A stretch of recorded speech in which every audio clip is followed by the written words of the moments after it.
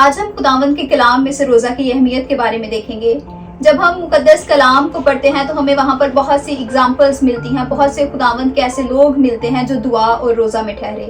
لیکن آج ہم خداوند کے کلام میں سے ایک ایسے مرد خدا کو دیکھیں گے جس نے نہ صرف اپنے لیے بلکہ اپنی قوم کے لیے روزہ رکھا۔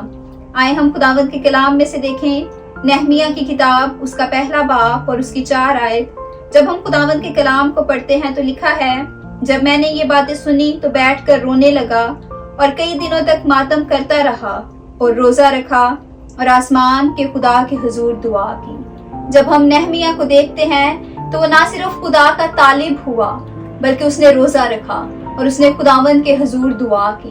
جب ہم نہمیہ کو دیکھتے ہیں تو وہ خدا سے جو تھا وہ ڈرنے والا شخص تھا، وہ ایک ہمبل شخص تھا، a man of faith, a man of action، وہ ایک پریکٹیکل شخص تھا۔ جب ہم اس کی زندگی کو دیکھتے ہیں تو اس کی زندگی میں کسی بھی چیز کی کمی نہیں ہے۔ وہ بادشاہ کا ساقی ہے، اس کے پاس بہت سا روپیہ پیسہ ہے، اس کے پاس دولت ہے، لیکن وہ اپنی قوم کے لیے درد رکھتا ہے۔ وہ اپنی قوم کے لیے خداوند کے حضور آہو نالا کرتا ہے۔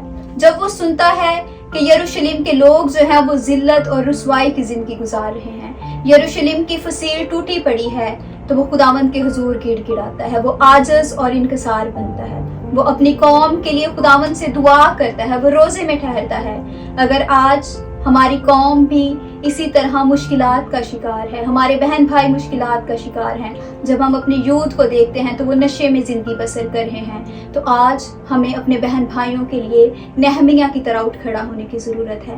ہمیں خداوند کے حضور دعا کرنے کی ضرورت ہے، ہمیں روزے میں ٹھہرنے کی ضرورت ہے کہ خداوند ہم ان لوگوں کو تیرے ہاتھوں میں دیتے ہیں، کیونکہ اپنے لیے روزہ رکھنا اور دوسروں کے لیے جب ہم روزہ رکھتے ہیں تو اس کے لیے فرق ہے۔ آج ہمیں نہمیہ کی طرح ہمبل بننے کی ضرورت ہے، ہمیں سیلف ڈینائی کرنے کی ضرورت ہے، ہمیں خداوند سے مانگنے کی ضرورت ہے۔ ہمیں نہ صرف اپنے لیے، اپنی فیملیز کے لیے بلکہ اپنی قوم کے لیے، اپنی نسلوں کے لیے خداوند کے حضور جھکنے کی ضرورت ہے۔ اور جب ہم عاجز اور انکسار بنیں گے، ہم حلیم اور فروتن بنیں گے، تو پھر خداوند ہماری دعاؤں کو سنے گا۔ ہم دیکھتے ہیں کہ جب نہمیہ اپنی قوم کا حال سنتا ہے تو وہ بہت دکھی ہو جاتا ہے اور بادشاہ اس سے پوچھتا ہے کہ تو کیوں پریشان ہے، اور بادشاہ کہتا ہے کہ یہ دل کے غم کے سوا اور کچھ بھی نہیں۔ تو ہم دیکھتے ہیں کہ نہمیہ اپنی قوم کا حال بتاتا ہے، وہ یروشلم کا حال بتاتا ہے۔